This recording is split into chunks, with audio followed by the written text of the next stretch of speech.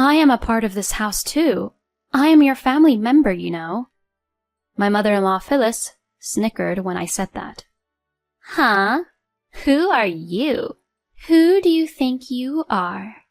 My family only consists of 4 people.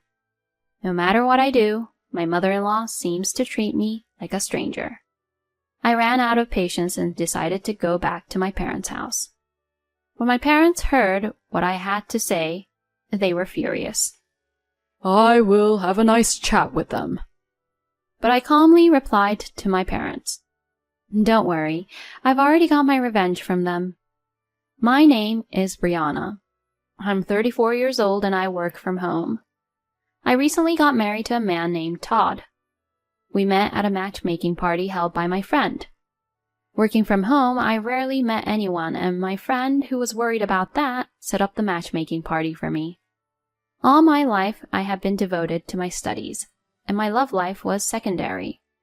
Even after I became an adult, I continued to focus on work and didn't prioritize my love life, so before I knew it, I was almost turning in my 30s without having any experience in love. Then, I met Todd at the matchmaking party I attended. He was very bright, and he stood out at the party.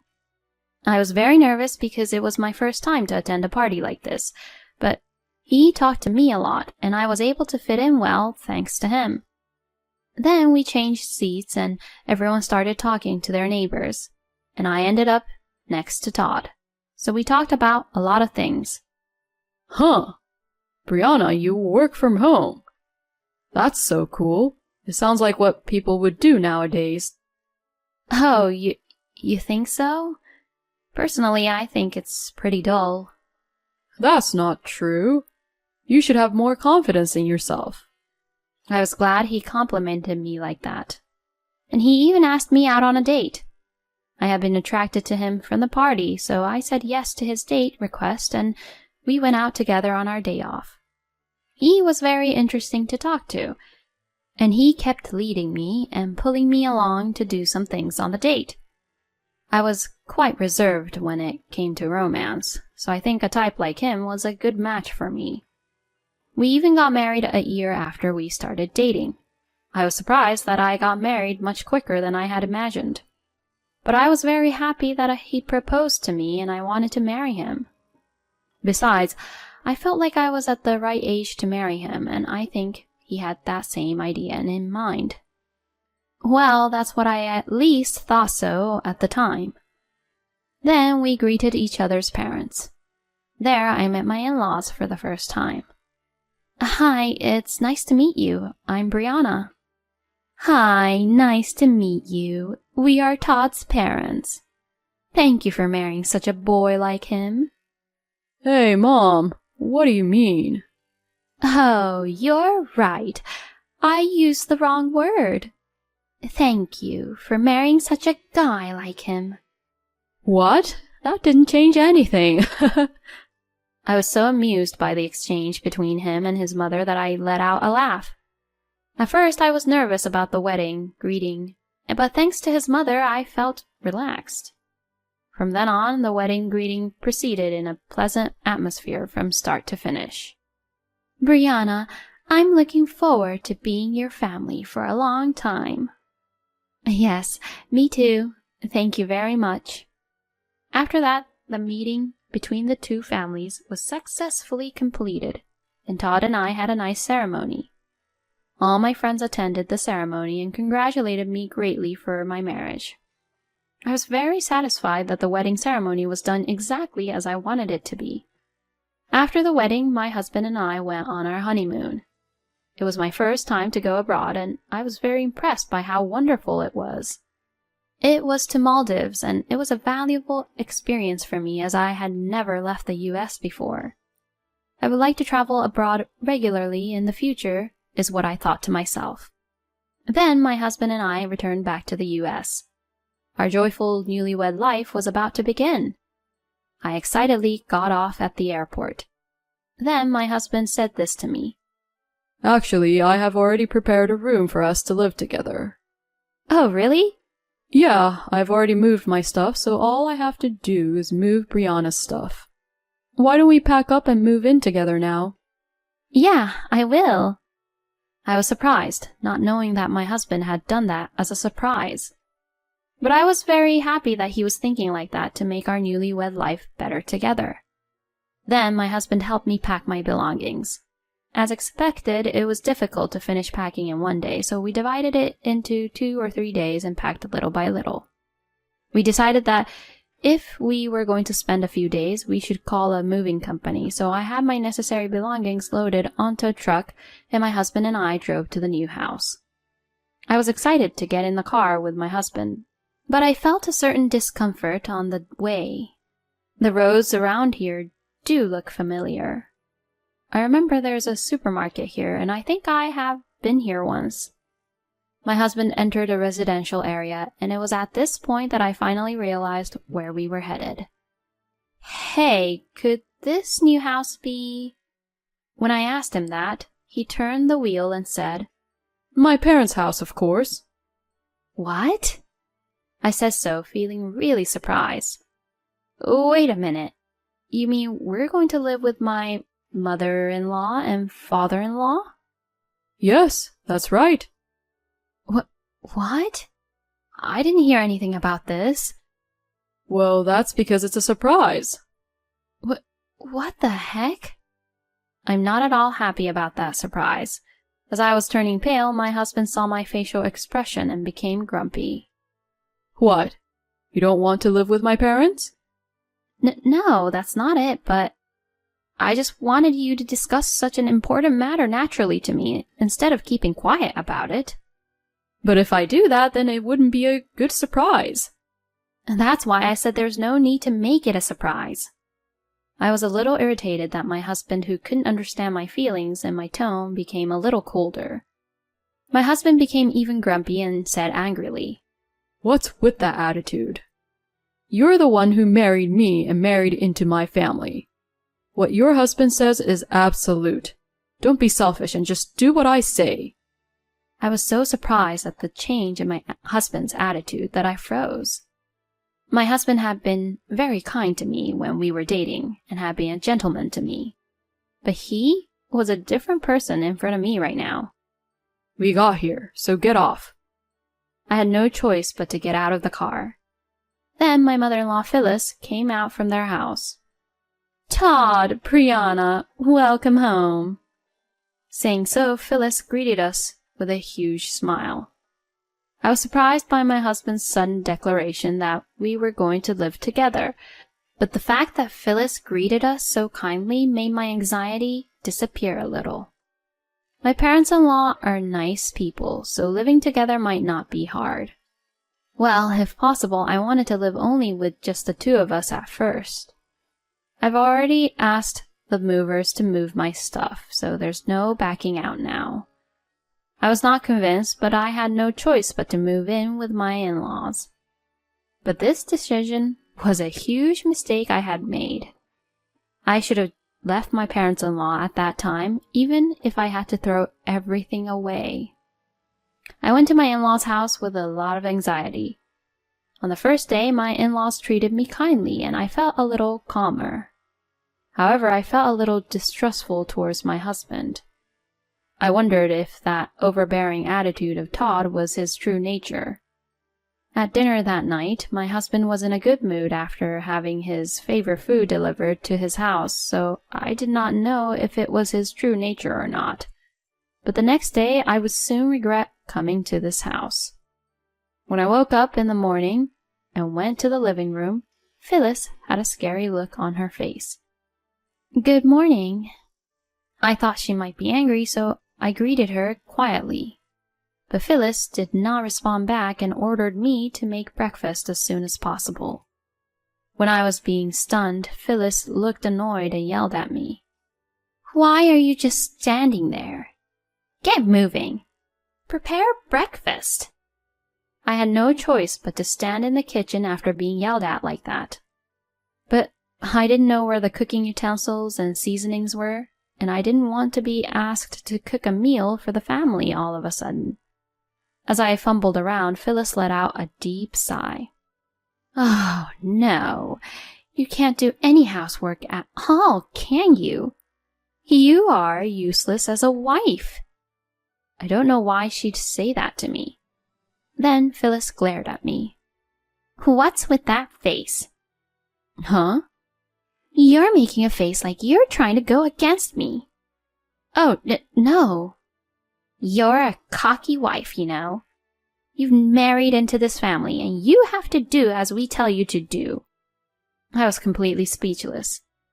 Phyllis was making the same comments as what Todd had said yesterday.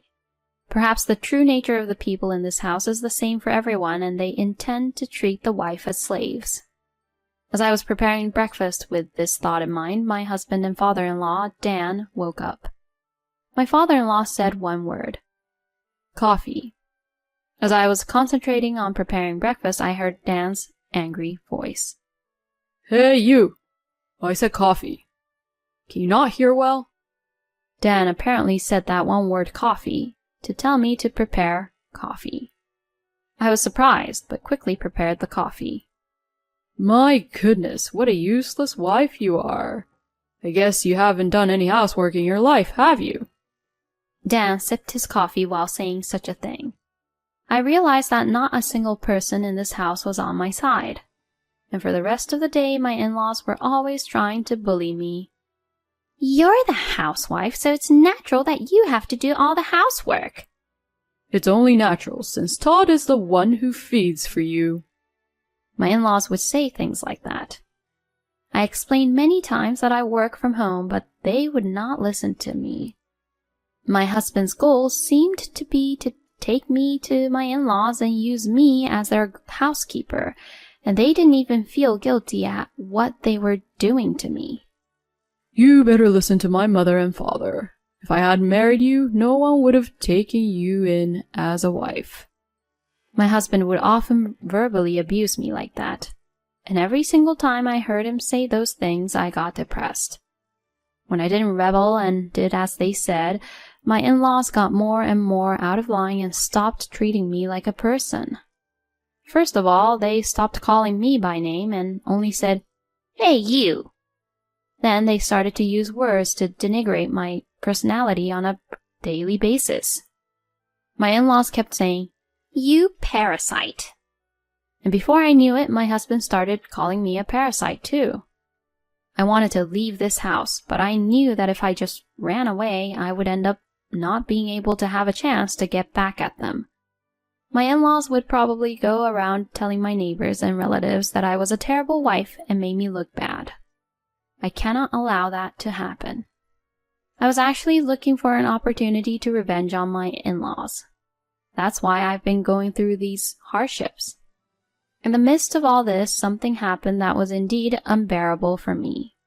It happened one day. My husband unusually asked me to make a reservation at a fancy restaurant. Normally, I would think this was just an order, but it was almost my husband and I's wedding anniversary. I was surprised because I didn't think my husband would remember our anniversary. I was just a little bit happy and tried to call and make a reservation. But when I tried to make a reservation for 2, Phyllis suddenly snatched the phone away from me. "Please make a reservation for 4 people." She then hung up the phone. "What are you doing?" I said as I asked her to give me the phone back. Phyllis replies, "You made a reservation for 2 people. Are you an idiot?" But my husband and I were celebrating our wedding anniversary that day. When I said that much, Phyllis interrupted me and said, "What? What are you talking about? Who cares about that? My daughter who studied abroad is coming home that day, so we're all going out for dinner as a family." Excuse me? Apparently, my mother-in-law was planning to go to a restaurant not with me, my husband, and my father-in-law, but with them and my sister-in-law. I was completely appalled. "I am a part of this house, too. I am your family member, you know." My mother-in-law, Phyllis, snickered when I said that. "Huh? Who are you? Who do you think you are? My family only consists of 4 people. You're just a slave, a housekeeper. Don't ever get the wrong idea." No matter what I do, my mother-in-law seems to treat me like a stranger. Since I ran out of patience, I decided to go back to my parents' house. I then packed my bags and went to my parents' house while my in-laws went to the fancy restaurant. My parents were surprised to see me arrive with my large luggage. I explained to my parents about my life at my in-laws until now. My parents were furious when they heard what I had to say. I'll have a chat with them. But I calmly replied to my parents, "Don't worry, I've already taken my revenge." What? My parents both looked confused. I told my mother, "It's been a while since I've had your meals, Mom, and I want to relax," and went inside the house. And my mother put all her skill into cooking many delicious home-cooked meals. While I was enjoying my mother's cooking, my phone rang repeatedly. Most of the calls and messages were from my husband and mother-in-law, so I decided to turn off my phone. That day, I took a relaxing bath at my parents' house and went to sleep in a relaxed state. Then the next day, when I turned on my phone, I still received many calls from my mother-in-law and husband. I had no choice but to answer the phone. Then I heard my mother-in-law's panicking voice. "You, what are you doing? You can't just leave the divorce papers and take all your stuff with you." "That's exactly what I mean. I can no longer live with you people. I can't stand your bullying anymore." As I said this, I heard my husband's voice. Apparently, the phone was on speaker. You've got to be kidding me. I won't allow you to divorce me. I mean, come home right now and do the housework, you parasite. Todd spits out his words. I really don't know how I can deal with these people anymore. Because you keep on behaving like that, that's why I don't want to live with you all anymore. What? Hey, you better be joking. A wife is supposed to do whatever her husband and his family says. If you don't understand that, you're not qualified to be a wife. I struggled to hold back my laughter at my husband, who was getting himself into more and more trouble. Why don't you just leave it at that already? Huh? What do you mean? Did you really think that I haven't done anything for about the last 6 months or so? I kept a notebook of all the times you people have abused and bullied me, and I recorded every horrible word you said to me. I even recorded what you said on the phone just now. What the? How dare you? My in-laws started to get upset, so I decided to tell them all about my plan. I have all the evidence of the treatment I received from you guys, and after showing it to them, I'm consulting with my lawyer. According to my lawyer, I can get a divorce due to it being your fault, Todd, and I can also get compensation for the damages you caused. Compensation? And my revenge won't end just like that. I'm sending copies of the bullying records to your workplace, your father-in-law's workplace, your relatives, and your neighbors. And a certified letter to your workplace. When I said this, my in-laws fell silent. Oh, no. I heard my husband's voice, which sounded like a squeezed, fading voice. And I finally said, "Oh, and you keep calling me a parasite and talking about other people, but I do work from home and I make a lot more money than your son. I know you people don't understand that because you think I'm just a housewife just because I'm home. If you think I'm lying, why don't you ask your idiot son? Either way, I'm definitely getting a divorce anyway, and I'm getting compensation. Well, that's all from me, so don't call me anymore. If you call again, I'll call the police." I said that to them over the phone. My in-laws became quiet at once, so I hung up the phone and blocked their numbers from my phone. After that, as expected, my in-laws got a lot of criticisms from people around them. Both Dan and my husband are getting cold shoulder from people at work. Furthermore, the relatives cursed at them, saying, "You are a disgrace to your relatives. And don't even come to your relatives' gatherings." As for Phyllis, she became mentally ill and became a shut-in because her neighbors stopped hanging out with her. On the other hand, I successfully got a divorce from my husband and also got compensation. I am now working from home at my parents' house and enjoying my days, occasionally traveling abroad with my parents. I will continue to take my parents to various countries to take care of them as their daughter, while working hard at my job. Thank you for watching until the end. Please subscribe to our channel. See you in the next video.